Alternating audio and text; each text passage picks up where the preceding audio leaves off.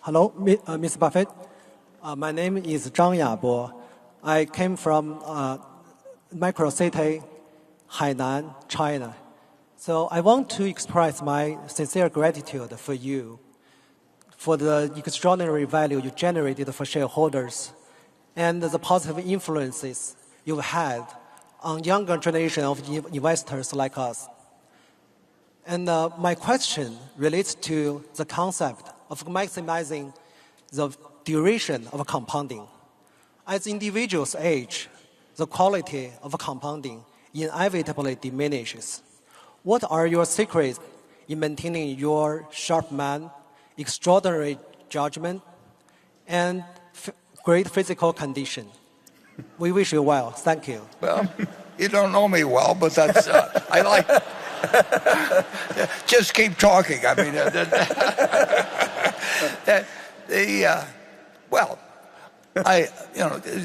you have to be just plain lucky.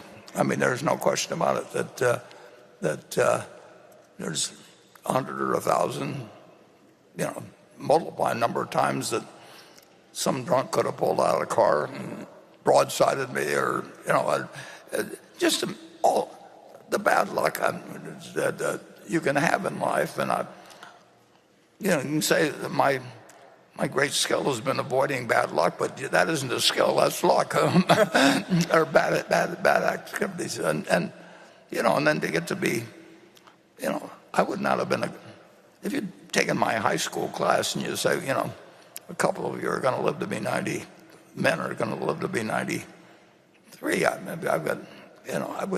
I would not have been a heavy favorite, I can tell you that. And I wouldn't have bet on myself.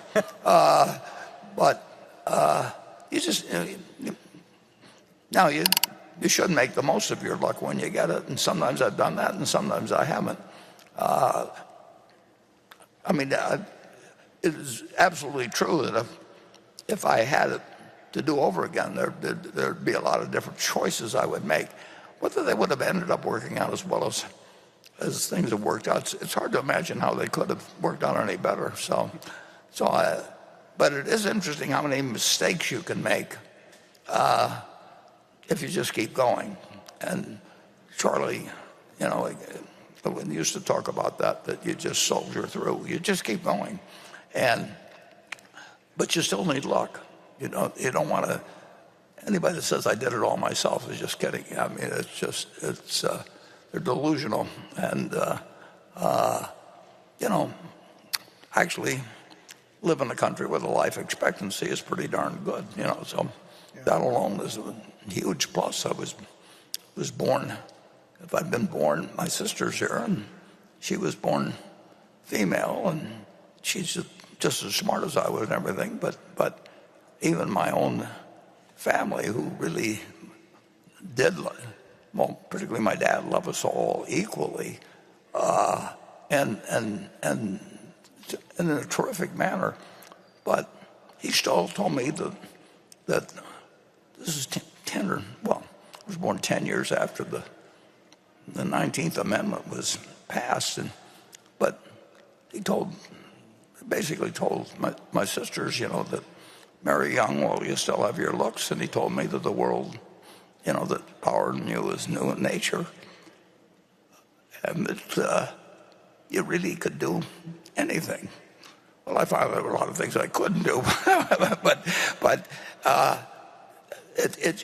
the message given to females and males was incredibly different by the most well-meaning and loving of parents. Like I say, in 1930, I mean, it had been that way for millions of years. It's changed quite dramatically, but obviously not completely. But during my lifetime, but it's been during the latter half of my lifetime. If you take my sisters, if they'd been born even 5 or 10 years later, they still would have been, getting instructions when they went away to college to be sure and get married, or get arranged so that you're going to be married, while you're in school, because after you get out, all the good ones are taken.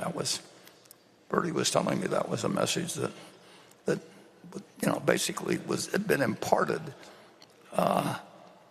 to a lot of the women she'd met, obviously. And so it really, it's extraordinary how much progress we've made, but it's unbelievable how long it took to get it made. I mean, it really does make you wonder about, we've got all these heroes from American history and all the wonderful things they did, but how could they say all men are created equal and then write a constitution that women, allowed women not to be able to own property and depending on the state, I mean, just terrible conditions.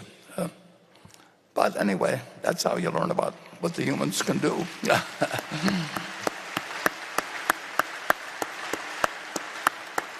And I feel, and you've got to feel better about the future for your kids than you would have felt 100 years ago, no matter, what the situation is. Anyway. Please like and subscribe. Thank you.